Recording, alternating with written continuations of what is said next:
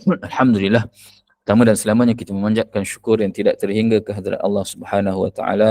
Dengan limpah dan kurnianya kita dapat bersama-sama membaca ayat-ayat suci Al-Quran, khususnya surah Yasin dan juga ayat-ayat lainnya. Semoga menjadi jariah yang terbaik buat diri kita, menjadi pembuktian kepada Allah Subhanahu Wa Taala atas segala amal-amal yang kita lakukan pada awal pagi ini, juga dengan selawat dan salam ke atas junjungan baginda Nabi sallallahu alaihi wasallam sebagai tanda cinta kepada kita, tandanya cinta kita kepada baginda Nabi sallallahu alaihi wasallam, juga kepada ahli keluarga baginda Nabi sallallahu alaihi wasallam serta para sahabat yang Allah Taala meredai mereka ini, insya-Allah. Jadi Alhamdulillah, semoga sahabat-sahabat semua berada dalam keadaan kesihatan yang terbaik, senantiasa berada dalam keadaan yang mana bersemangat untuk melaksanakan segala amal-amal kebajikan setiap hari. Jadi pada pagi ini insya-Allah kita akan bersama-sama untuk dalam ruangan masa yang ada, kita dapat untuk bersama-sama mengulang kaji beberapa perkongsian daripada 30 wasiat Imam Syafi'i. Minta izin. Allahumma salli.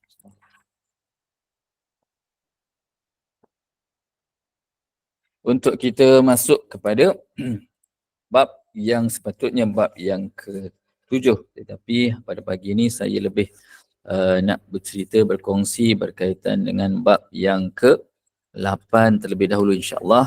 Jika tiada aral, minggu depan kita akan masuk pada, kita akan patah balik kepada bab yang ke-7, insya-Allah. Jadi bab yang ke-8 membicarakan berkaitan dengan apa yang dikatakan sebagai berbakti kepada ibu bapa, kan?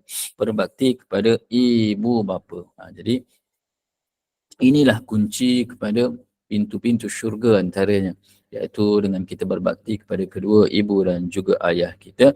Kita lihat bagaimana Imam Syafi'i menyatakan, berbuat baik dan tunjukkan baktimu kepada ibu bapamu tanpa mengenal letih dan lelah, sama seperti mereka berbuat begitu sepanjang hayat mereka.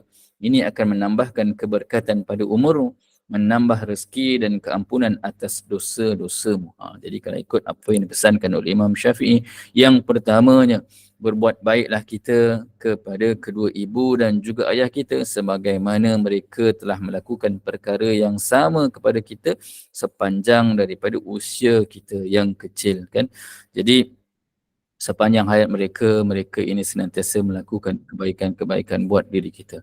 Jadi bila mana kita telah sampai pada tahap ini, kita berbuat baiklah kepada mereka, sama ada mereka ini masih lagi ada bersama-sama dengan kita mahupun mereka telah dijemput oleh Allah Subhanahu Wa Taala. Kadang-kadang kita jadi jam, ustaz nak buat baik dengan ibu bapa macam mana kalau kata ibu dan juga bapa dah tak ada, kan? Tetapi ada kaedah dan juga ada cara-caranya. Jadi apa kelebihan bagi mereka yang berbakti kepada ibu dan juga bapanya? Iaitu yang pertama, Allah Subhanahu Wa Taala akan memberikan keberkatan atas umur yang Allah Taala berikan kepada kita. Buatlah baik kepada ibu bapa untuk kita memperolehi keberkatan atas usia kita. Kemudian bila mana kita melakukan perkara-perkara kebaikan kepada ibu dan juga ayah kita, insya-Allah Allah Taala akan menambahkan rezeki kepada kita, rezeki yang barakah dan juga melimpah ruah, insya-Allah dicukupkan segala apa juga keperluan kita. Jadi agak-agak kalau kita rasa rezeki kita agak sempit, ada masalah dalam sudut ekonomi, dalam sudut keuangan kita, buatlah baik pada ibu dan juga ayah kita. Insya-Allah Allah Taala akan melimpah ruahkan rezeki buat kita. Seterusnya Allah Ta'ala juga akan memberikan keampunan atas dosa-dosa yang telah kita lakukan. Tapi tak bermakna bila mana kita ni buat baik pada ibu dan juga ayah kita, kita pun buatlah benda-benda jahat. Kenapa pula? Kan sebab kata Ustaz kata kongsi daripada Imam Syafi'i kata Allah Ta'ala akan ampunkan dosa-dosa kita. Jadi kita buat je dosa. Kan? Bukan begitu. Maksudnya apa dia? Bila mana kita mungkin pernah melakukan perkara-perkara khilaf, kan, kelemahan-kelemahan yang kita lakukan, kita buatlah amal-amal kebajikan. Semoga Allah Subhanahu Wa Taala setelah mana kita lakukan kebajikan kepada ibu dan juga ayah kita, Allah Taala akan memberikan keampunan kepada kita atas asbab apa yang kita lakukan tersebut, insya-Allah. Jadi seterusnya kita lihat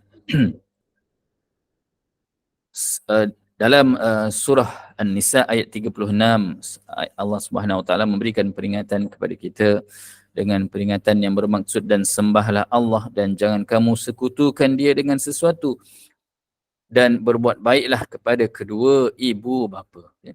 Dalam surah An-Nisa ayat 36 Allah Subhanahu Wa Taala memberikan peringatan kepada kita dan sembahlah Allah dan janganlah kamu sekutukan dia dengan sesuatu apa juga dan berbuat baiklah kepada kedua ibu bapa. Ini perintah Allah Subhanahu Wa Taala supaya kita senantiasa berbuat baik kepada kedua ibu dan juga ayah kita, kerana situlah sebenarnya antara perkara yang menjadi suatu tuntutan kepada kita agar kita tidak melakukan perkara yang menyebabkan hati ibu dan juga ayah kita terluka, kan. Jadi saya teringat satu nasyid lama, kan lama saya tak dengar nasyid ni, kan. Nasyid zaman mak-mak kita dulu, mak-mak saya lah mungkin, kan. Dia berikan peringatan kepada kita apa dia? Mari kita sejenak mengingat kasih ibu bapa yang tiada terkira. Walaupun dirinya letih serta penat, namun di wajahnya tetap bergembira. Jadi mari kita ingat sejenak, kan, kasih ibu dan juga ayah kita yang tak pernah terkira tolok bandingnya, tak ada apa pun yang dapat membalas bagaimana penat lelah mereka, kan. Walaupun mereka ini penat, walaupun mereka ini letih, namun mereka tetap di wajahnya senantiasa mengukirkan senyuman kepada kita. Senantiasa mereka ini cuba untuk membuat kita merasa gembira. Inilah yang dikatakan sebagai suatu contoh tauladan buat diri kita. El Suraya ke Ustaz, saya pun tak ingat lagu siapa, kan. Jadi inilah kita lihat kelebihan yang Allah Ta'ala berikan kepada ibu dan juga ayah. Seorang ibu, seorang ayah kita sendiri, bila mana kita ni penat bagaimanapun dengan anak-anak, kita jarang nak tunjukkan keletihan kita, penatnya kita, kan. Jadi semoga kita tunjukkan contoh tauladan yang baik buat anak-anak kita, kerana inilah juga perkara yang akan dilakukan oleh anak-anak apabila mereka meningkat dewasa dan apabila kita juga semakin hari semakin berusia, kan, usia kita semakin bertambah. Baginda Nabi SAW juga menyatakan kewajipan anak untuk melakukan ihsan ataupun berbakti kepada orang tua. Ini jelas daripada kata-kata Nabi SAW yang dinyatakan oleh At-Tabrani yang bermaksud apa dia? Berbaktilah kamu kepada kedua ibu bapa, supaya anak-anak kamu kelak berbakti kepada kamu, dan pelihara diri kamu daripada zina, supaya para isteri kamu memelihara diri mereka. Baginda Nabi SAW berpesan yang bermaksud, berbaktilah kamu kepada kedua-dua ibu bapa kamu, supaya anak-anak kamu kelak berbakti kepada kamu, dan pelihara diri kamu daripada zina, supaya para isteri kamu memelihara diri mereka. Jadi, bila mana kita lakukan bakti kepada ibu dan juga ayah kita, itulah juga sebagaimana yang saya nyatakan tadi, itulah yang akan dilakukan oleh anak-anak kita apabila kita berbakti kepada kedua ibu dan juga ayah kita. Insya-Allah anak-anak kita juga akan melakukan perkara yang sama kepada diri kita. Jadi berbakti kepada kedua-dua ibu dan juga bapa adalah menjadi suatu kewajipan, kan? Kerana ini adalah hukum Allah Subhanahu Wa Taala, dan anak-anak yang tidak mahu berbakti kepada kedua-dua ibu bapa dianggap sebagai anak derhaka, dan perbuatan derhaka adalah suatu dosa besar. Derhaka kepada ibu bapa termasuk dalam 4 dosa-dosa besar. Jadi ini antara dosa-dosa besar yang mana menyebabkan susahnya hidup kita. Ada orang kadang-kadang dia kata, Ustaz, sempit ni hidup saya. Ustaz, saya ni macam-macam masalah, Ustaz. Kan, Ustaz, saya ni diuji dengan ya Allah, ujiannya orang lain rasanya tak sebagaimana saya, kan. Tak sebagaimana saya, kan. Jadi kata, macam mana Ustaz saya nak selesaikan masalah yang senantiasa diberikan ujian oleh Allah Ta'ala. Jadi mungkin duduk muhasabah diri kita. Pernah tak kita ni berlaku ataupun melakukan perkara yang menyinggung hati ibu dan juga ayah kita, kan.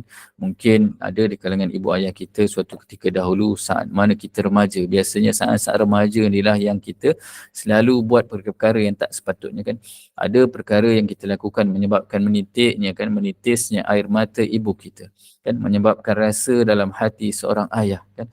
Jadi muhasabah diri kita, kalau kata ada pernah kita buat begitu, ataupun mungkin kita rasa tak ada pun, tetapi kita tak tahu dalam hati ibu ayah kita ini, mereka ini terasa dengan apa tindakan yang kita lakukan. Jadi mohonlah kemaafan, mohonlah keampunan daripada mereka dan mohonlah ampun kepada Allah Subhanahu wa taala agar dengan kemaafan yang diberikan oleh seorang ibu, agar kemaafan yang diberikan oleh seorang ayah dan juga dengan keampunan yang diberikan oleh Allah Subhanahu wa taala, Allah Subhanahu wa taala akan mempermudahkan urusan kita. Ada masalah, Allah Taala akan berikan jalan keluar. Ada kesempitan dalam hidup, Allah Taala akan berikan rezeki yang melimpah ruah. Ada masalah kesihatan, sakit kita yang tak sembuh-sembuh, Allah Ta'ala akan hadirkan syifa kepada kita. Jadi ini kunci yang cukup besar, banyak sekali kelebihan yang Allah Ta'ala berikan bagi mereka yang taat kepada ibu dan juga ayahnya. Kita lihat bagaimana kata-kata daripada baginda Nabi SAW yang dinyatakan oleh Imam Al-Bukhari yang bermaksud sebesar-besar daripada dosa besar adalah menyekutukan Allah, membunuh manusia, derhaka kepada kedua-dua ibu bapa dan menjadi saksi palsu. Sebesar-besar daripada dosa besar adalah menyekutukan Allah, membunuh manusia, derhaka kepada kedua-dua ibu bapa dan menjadi saksi palsu. Jadi ada 4 dosa besar, iaitu yang pertama syirik, mensyirikkan Allah Subhanahu Wa Taala. Yang keduanya membunuh manusia. Yang ketiga inilah yang kita bincangkan pada pagi ini, iaitu derhaka kepada kedua-dua ibu bapa, dan yang keempat menjadi saksi palsu. Jadi risau kita tak niat pun nak derhaka kepada ibu bapa kita, tetapi dengan tindakan kita meninggikan suara, memek wajah kita yang mungkin agak termasam sewaktu kita berhadapan dengan ibu ayah kita, ataupun ada perkara yang ibu ayah kita berikan pesan kepada kita tetapi kita buat tak tahu, kita buat dono je kan. Jadi perintah Islam supaya anak berbuat baik kepada kedua-dua ibu bapa adalah perintah yang wajar. Baru sahaja kan kita lihat bagaimana pengorbanan ibu ayah kita, terutamanya ibu kita, baru sahaja 3 bulan mengandung, si ibu menghadapi pelbagai keperitan. Ada di kalangan mereka ini yang sampai tahap badan mereka tak bermayat, kepala mereka kerap pening dan terasa mahu muntah, macam-macam ujian mereka. Ada yang loya-loya, ada yang orang tak boleh bau bawang, ada orang tak boleh bau masakan, ada orang tak boleh bau badan suami, macam-macam. Jadi ini ujian yang dihadapi oleh mereka kan. Kaum ibu dia tahulah kan. Ada orang yang alhamdulillah waktu mengandung anak tak ada pun ujian, tetapi diuji pula sewaktu anak membesar dengan anaknya yang sakit dan sebagainya. Kita lihat inilah pengorbanan seorang ibu, inilah pengorbanan seorang ayah kan. Waktu malamnya tak tidur lena. Orang yang ada anak kecil jarang dia tidur lena pada waktu malam. Biasanya kan anak ni akan bangun beberapa kali pada waktu malam. Jadi inilah pengorbanan, antara pengorbanan mereka kan. Sebagai seorang isteri biasanya bangun malam akan menyusukan anak kan, tukar pampers dan sebagainya. Jadi di sini juga tanggungjawab seorang suami kan, jangan kerana isteri sahaja yang bangun malam, si suami duk berdengkur je kan, duk berdengkur je, dia buat tak tahu je dengan isteri. Jadi sama-samalah sebagai seorang suami buat perkara yang sama kan. Kalau kata bangun malam, isteri dah bangun, dah menyusukan anak, apa salahnya suami bangun untuk apa dia? Tukarkan pampers anak dan sebagainya. Ini tanggungjawab yang dilakukan oleh pasangan suami dan juga isteri.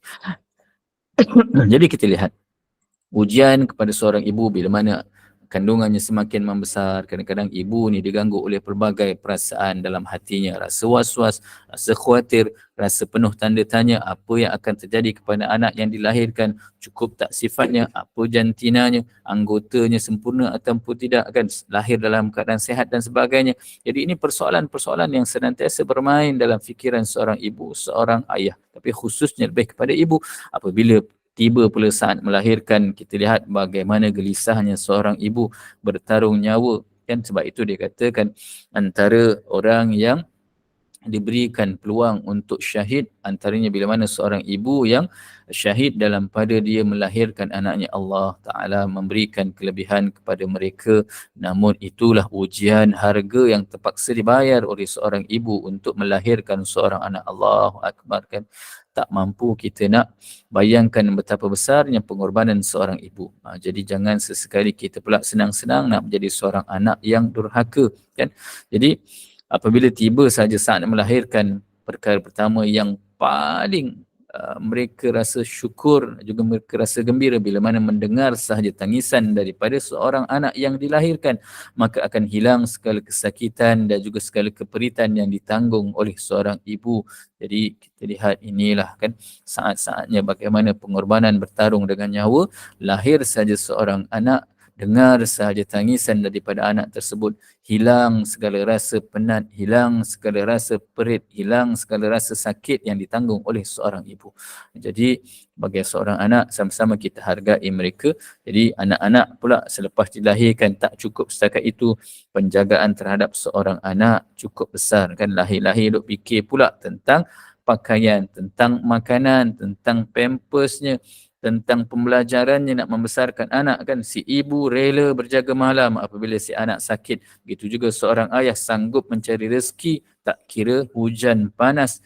Terpaksa juga untuk berusaha dengan sebaik mungkin mencari rezeki yang halal, mencari rezeki yang mendapat keberkatan di sisi Allah Subhanahu wa taala, sehinggalah anak itu besar, habis belajar kan. Kadang-kadang anak ni habis sahaja belajar tak lama dah nak kahwin kan, sedar tak sedar dah kahwin dah kan. Jadi apa pun sama-samalah hargai ibu dan juga ayah, kerana mereka lah yang membesarkan kita semenjak daripada dalam kandungan sehinggalah anak kita semakin dewasa, semakin membesar, kemudian mereka juga akan membina rumah tangga mereka. Mereka pula akan melalui zaman sebagaimana seorang ibu dan ayah membesarkan anak sebelum itu kan. Jadi kenanglah jasa ibu dan juga ayah kita, agar kita menjadi anak-anak yang soleh, menjadi anak-anak yang solehah, yang senantiasa dipermudahkan segala urusan kita, segala apa juga yang kita lakukan akan senantiasa diberkati oleh Allah Subhanahu wa taala. Dan sebuah lagu syurga di telapak kaki ibu, macam mana lagu dia? Duhai apakah gerangan budi balasan bagi insan melahirkan, membesarkan, bercucuran air mata bila mengenangkan betapakah besar budi ibunda berikan. Jadi kalau kata kita nak mengenang kembali bagaimana seorang ibu dan juga seorang ayah kan membesarkan kita dalam keadaan mereka ni tak punya apa pun kan. Ada di kalangan ibu ayah kita yang mereka ini daripada zaman mereka membesarkan kita hanya sebuah motosikal yang mereka ada, berbeza dengan kita kan. Kita mungkin sekurang-kurangnya kecil-kecil kita pun ada juga Proton Saga kan. Tapi kita lihat bagaimana seorang ibu, seorang ayah yang ada hanya sebuah motosikal membesarkan anaknya seramai 6 orang, 7 orang kan. Tetapi alhamdulillah anak-anaknya berjaya sehingga menjadi doktor, sehingga menjadi engineer, sehingga menjadi profesor dan sebagainya. Jangan sesekali kita menjadi anak yang derhaka atas apa yang Allah Ta'ala kurniakan kepada kita. Kadang-kadang seorang anak ni menjadi derhaka asbab daripada kemewahan yang dia ada kan. Dia ada rumah yang besar, dia ada rezeki yang banyak, menyebabkan dia sibuk sepanjang hari. Tak ada masa pun nak bertanyakan khabar ibu dan juga ayahnya. Tak ada masa pun nak mendoakan ibu dan juga ayahnya. Allahu Akbar. Jangan sampai kita menjadi seorang anak yang derhaka asbab daripada kurniaan Allah yang diberikan kepada kita sebagai ujian kepada kita. Kan? Jadi sekiranya ada di kalangan kita yang masih punya ibu, yang masih punya ayah kan, hargai mereka kan. Santuni mereka. Bagi mereka yang dah tak ada ibu dan juga ayah yang telah terlebih dahulu meninggalkan kita, maka doakanlah mereka sepanjang hari kita, sepanjang kehidupan kita. Kerana sesungguhnya ibu itu menjadi manusia pertama yang mendidik dan menjadi guru kepada si anak sebelum si anak bersekolah. Kan kita lahir-lahir yang biasa ajar kita apa dia? Ibu dan juga ayah kita. Kan dia ajarnya kita berzikir, dia ajarnya kita berselawat, diajarnya kita bersyahadah kan. Anak-anak ibu biasa nak tidurkan anak, dia akan zikirkan kita kan. La ilaha illallah al-malikul haqqul mubin Muhammadur Rasulullah Sadiqul wa'dil amin kan. Biasanya ibu ni nak doa, nak apa, didik anak-anak ni dengan didikan daripada zikir-zikir dan sebagainya kan. Allah Allah Allah ya Allah kan.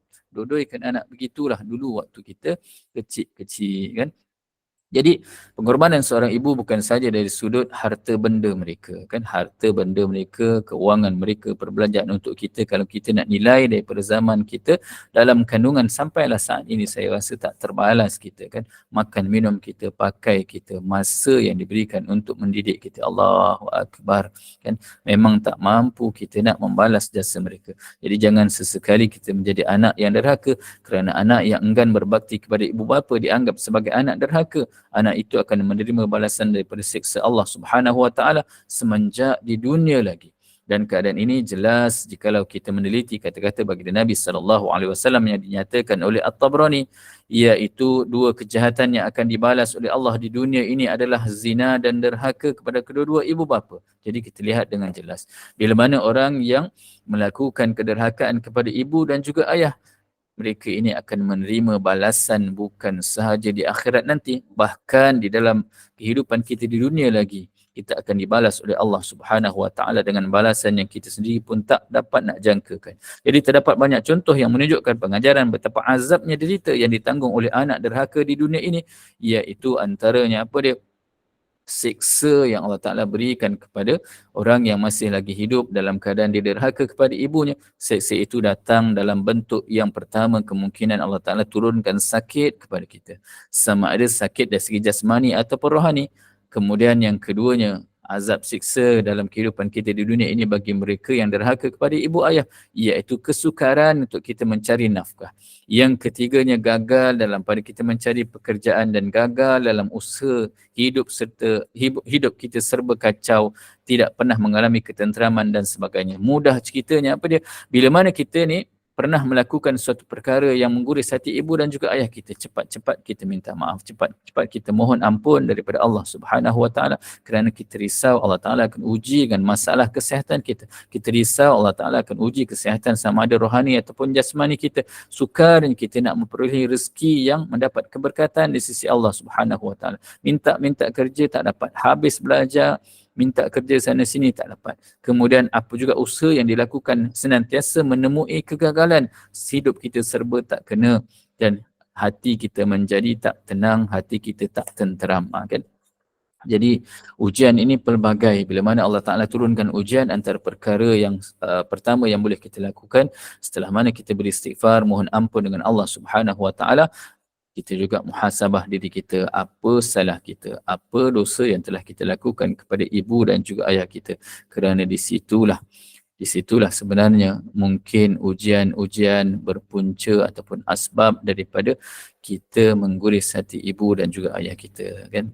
Jangan pula kita kata, saya ni Ustaz, saya ni orang yang tak pernah buat salah dengan ibu dan juga ayah kita.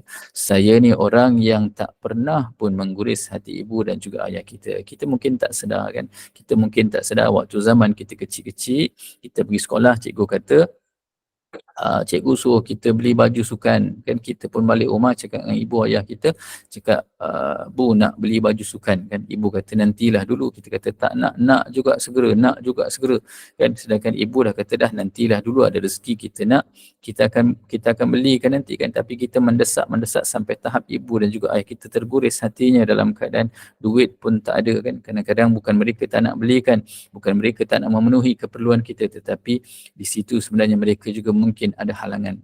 Kadang-kadang kita bila mana itu cerita tentang ibu dan juga ayah kita waktu kita kecil, mungkin juga waktu ini dalam usia kita yang dah semakin berusia kan, kita pun tak sedar, mungkin ibu ayah kita ni dalam keadaan mereka semakin uzur, adalah perkara-perkara yang mereka nak minta tolong daripada kita kan.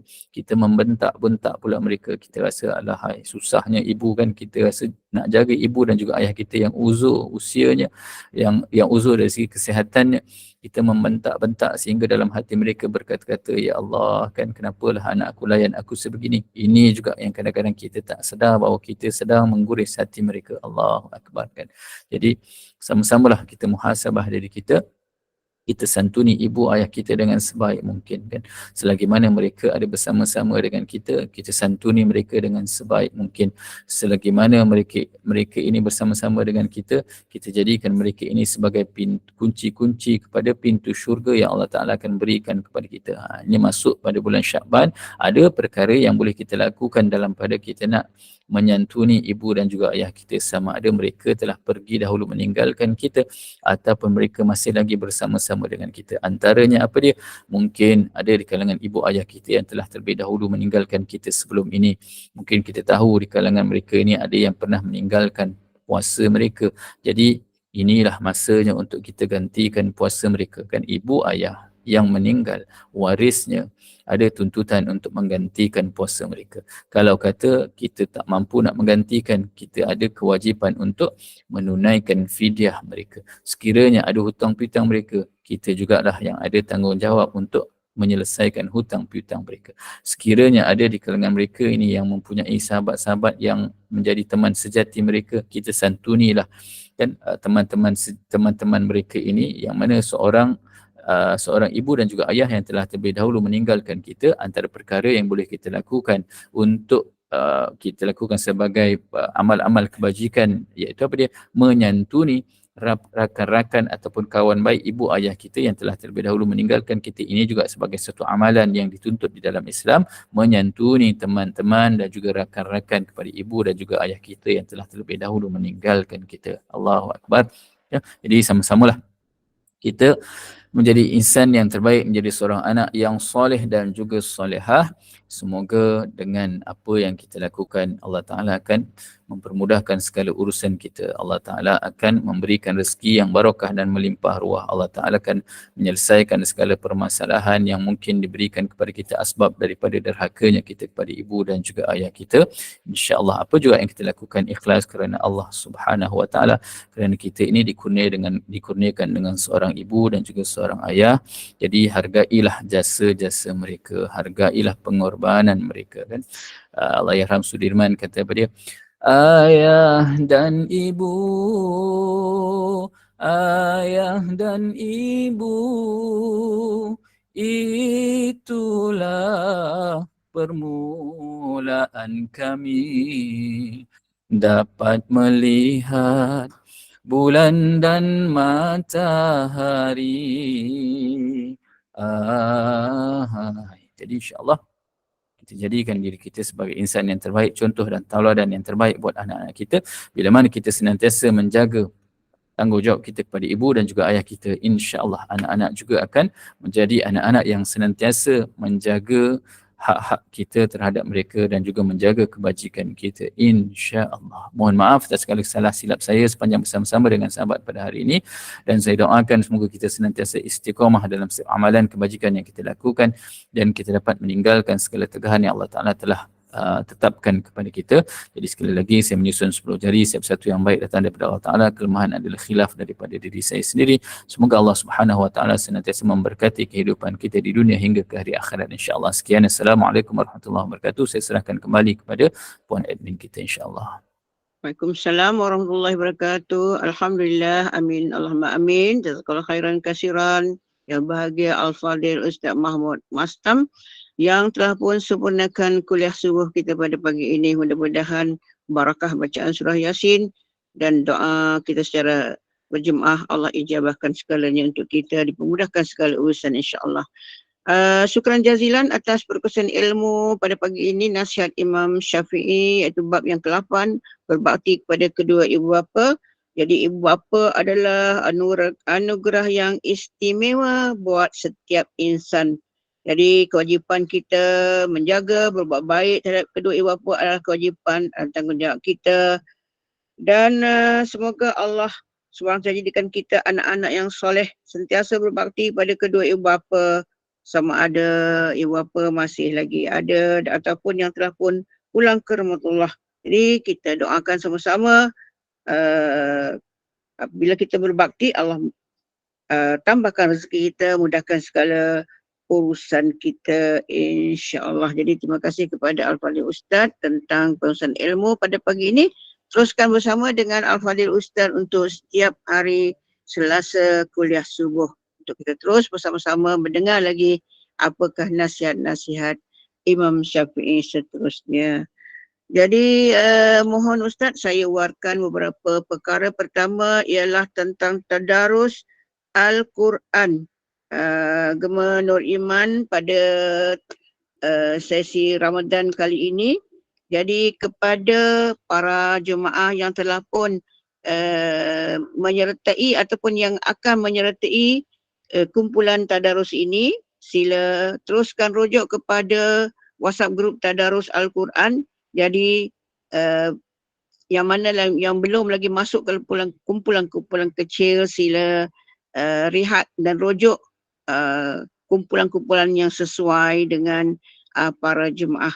Jadi kemungkinan adanya ahli baru, jadi kita terus masuk kepada grup-grup yang sesuai masanya untuk kita bertadarus, ataupun kalau ada sebarang masalah sila WhatsAppkan kepada Puan Azrina, kepada saya sendiri, Benda Nur, dan juga kepada Puan Mira insya-Allah. Dan seterusnya seperti yang sedia maklum, sepanjang bulan Syakban ni kita ada program-program Fiqh Paksa bersama dengan Ustaz Hadi, Ustaz Misnah dan Ustaz Afzan. Dan untuk yang terdekat malam ini, jangan lupa bersama dengan daurah sesi yang kedua bersama dengan Al-Fadilah Ustazah Misnah Miran pada pukul 8.15 malam ini untuk sesi yang kedua daurah puasa. Jadi teruskan bersama dengan program-program yang kita rancangkan, dan seperti biasa juga kita ada program-program untuk Ihya Ramadan ini nanti, dan untuk itu kita ada forum khas ambang Ramadan itu kita akan war-war kemudian. Jadi teruskan bersama dengan kuliah-kuliah yang telah kita sediakan untuk para jemaah yang dikasihi sekalian.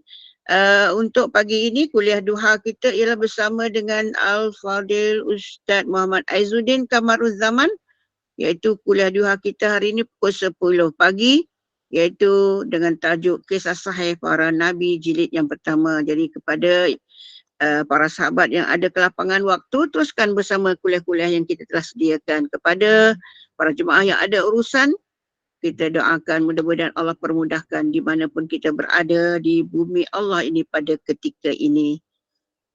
Dan kepada para penginfak, Gubernur Iman terus merakamkan terima kasih yang tidak terhingga. Mudah-mudahan Allah berikan ataupun limpahkan rezeki yang melimpah ruah, dipermudahkan segala urusan. Jadi teruskan menginfak, mudah-mudahan Gubernur Iman dapat menyediakan lebih banyak platform, lebih banyak asatizah untuk program-program yang kita lancarkan pada Syakban dan juga kepada program Ihya Ramadan nanti. Dan sebagai penutup kuliah pada pagi ini, sekali lagi kita persilakan Al-Fadhil Ustaz untuk membimbing bacaan tasbih kafarah dan menutup kuliah dengan suratul As. Dan sebelum itu seperti biasa, saya mewakili tim Gubernur Iman memohon maaf atas segala kekurangan khilafan sepanjang kuliah berlangsung, dan saya akhiri dengan wabillahi taufiq. Wassalamualaikum warahmatullahi wabarakatuh. Silakan Al-Fadhil Ustaz. أعوذ بالله من الشيطان الرجيم بسم الله الرحمن الرحيم سبحانك اللهم وبحمدك أشهد أن لا إله إلا أنت أستغفرك وأتوب إليك بسم الله الرحمن الرحيم والعصر إن الإنسان لفي خسر إلا الذين آمنوا وعملوا الصالحات وتواصوا بالحق وتواصوا بالصبر. صدق الله العظيم. Sekali lagi ucapkan Assalamualaikum warahmatullahi wabarakatuh.